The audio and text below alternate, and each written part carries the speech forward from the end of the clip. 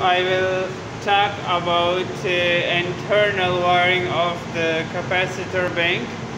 This is the capacitor bank. So the main power comes to the ACB. From the ACB going through bus bars to the fuses. This is the ACB, you can see ABB mag. And these are the ampere meters and voltmeters. Here you can take the reading by moving the rotary switch. Is the phase voltage. You can check all the phase voltages.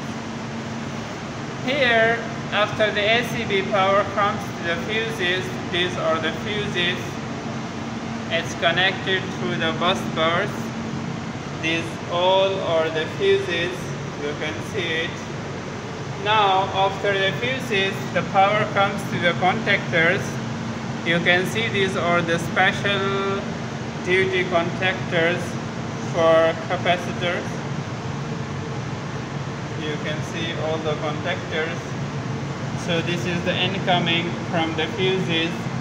This is the outgoing for the capacitors. Capacitors are fixed behind this panel.